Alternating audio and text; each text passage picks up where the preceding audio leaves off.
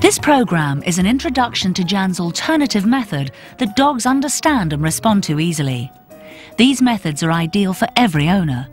They're the perfect recipe for a happier dog, irrespective of breed or age. Come on, Molly. Can you vote? Good girl. Oh, what a good girl. By adopting Jan's methods, you'll be well on the road to becoming the owner your dog truly deserves.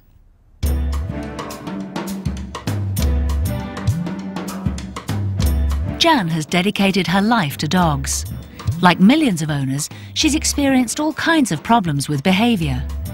Dissatisfied with traditional training methods, it was time to find an alternative. There was always something missing in my eyes. I just couldn't seem to find the answers I was looking for. Like most people, I wanted my dog to be socially acceptable. I had to go the route that tradition took me, and that was obedience school. Then I saw behaviourism. What worried me was the growing use of gadgets. You know, it was bad enough using choke chains in the obedience school, but now we were adding muzzles and shock collars and all sorts of equipment.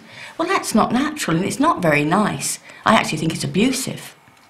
And then the magic happened for me.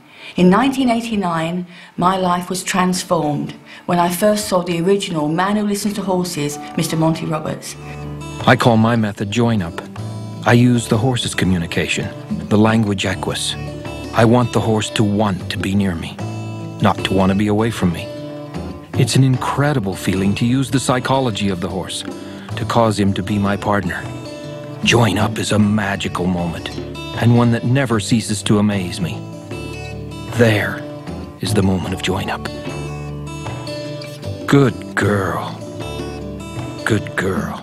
Monty showed us that by using a set of signals, the horse could be encouraged to work of its own free will without using force or violence because it wanted to. It was happy.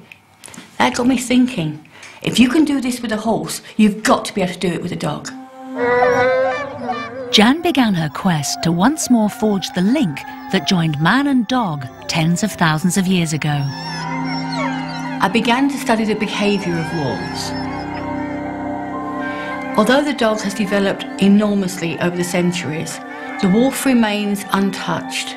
It is the same creature today it was 4 million years ago. And now, as then, its behaviour is dictated by a simple set of rules.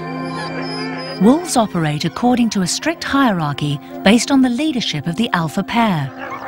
Jan began to see startling similarities of how the wolves communicated clearly and effectively with each other. They know that their survival depends on the alpha pair. There has to be a leader for the pack to work. In a wolf pack, alpha has a distinct job description. As alpha, you must ensure survival of your pack. They do that in 3 ways. They provide food, they protect from danger, and they breed. If the dog believes it's alpha, it's in trouble because it has responsibility over all the family members, and it can't do that job in a world that it doesn't understand. Ideally, the dog must be at the bottom of the pack. Then it has no responsibility and no worries.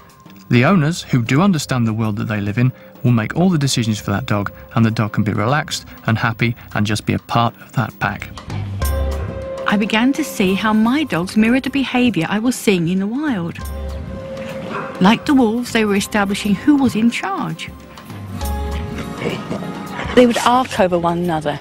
They would play together, that they would challenge each other. My dogs were treating me as part of the pack. When I came in the door, they'd jump up at me. When I took them for a walk, they'd get agitated, interact with each other and me. I was part of the pecking order. I was part of the pack. And then I understood. You can take the dog out of the wolf pack, but you can't take the wolf pack out of the dog. I started to think through the 4 key areas that the pack abide by and the problems this can give to our domestic dogs. Separation anxiety, when you leave your dog. Then you have perceived danger. What happens when someone comes to the house? Who's going to protect the pack? Then there's the hunt. Who leads the hunt? Who's taking who for a walk? And lastly, the food. Who has the power of the food? This was Jan's most powerful realization of all. If we could understand the dog's thinking and its language and take over the responsibility as leader, this could only change the relationship for the better. As Jan practiced her methods, her own dog's behaviour was transformed. I couldn't believe it was so simple. This method of communication really does work. And the fantastic thing is it works without resorting to force or intimidation or gadgets. And the thing that excites me most is that this can be done by every dog owner who wants to learn it.